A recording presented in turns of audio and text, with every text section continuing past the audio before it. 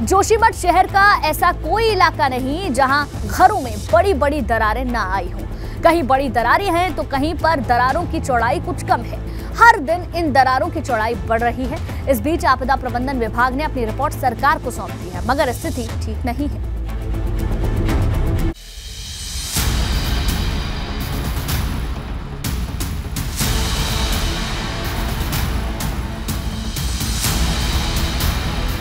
मकानों में आई ये बड़ी बड़ी दरारें जोशीमठ के लोगों को डरा रही हैं। शहर की स्थिति दिनों दिन खराब होती जा रही है।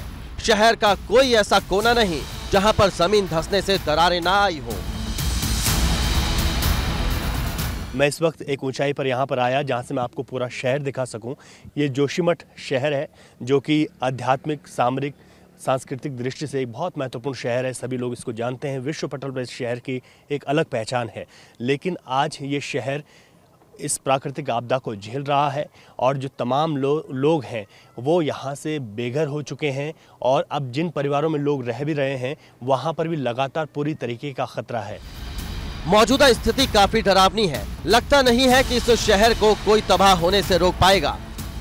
इस तरीके की बड़ी दरारें हैं, बहुत चौड़ी चौड़ी दरारें हैं और ये वाले हिस्से भी कभी भी नीचे धराशायी हो सकते हैं।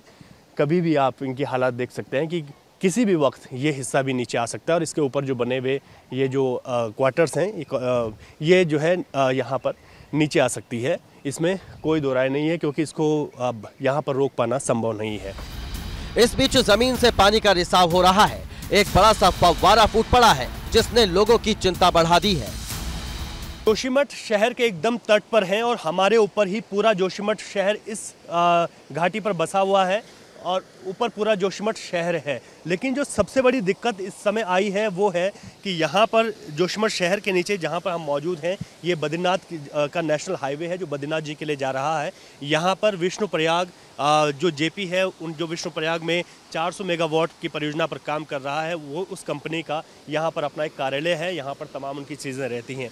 लेकिन सड़क पर एक अज्ञात झरना जोशीमठ के पूरे इस भूधसाव के एक रहस्य को लिए हुए बैठा है। उस झरने पर हम इस वक्त मौजूद हैं।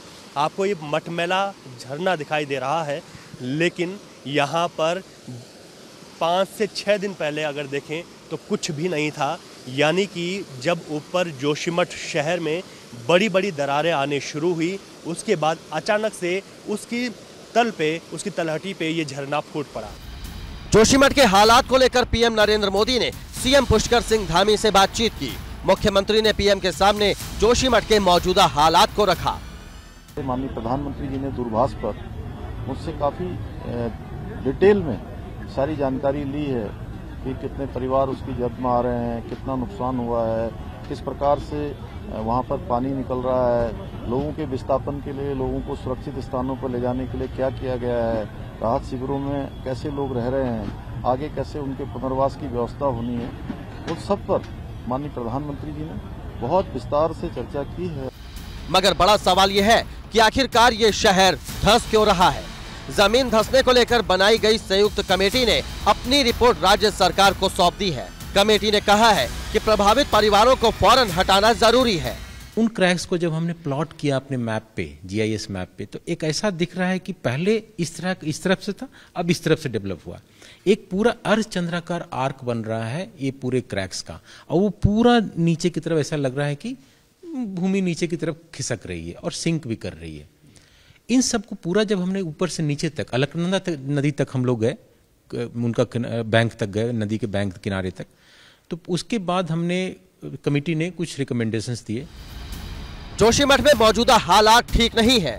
घर में आई दरारें और चौड़ी हो रही हैं। ऐसे में प्रभावित परिवारों को शिफ्ट करना जरूरी हो गया है। मगर सवाल यह है कि आखिरकार इतने लोग जाएं तो कहां जाएं? जहाँ जिंदगी की जद्दोजहद चल रही है, जहाँ जिंदगी को बचाने में सब जुटे हुए हैं, लोग अपने घरों को छोड़कर चले गए हैं, कुछ शिफ्ट हो गए हैं, लेकिन पूरा जोशीमठ शहर के अस्तित्व पर यह संकट और इससे कैसे उभरेंगे, ये सवाल सबको परेशान कर रहा है। फिलहाल स्पष्ट अभी कुछ भी नहीं। सहयोगी मनोहर रावत के साथ रवि कैंतुरा, एबीपी गंगा, जोशीमठ।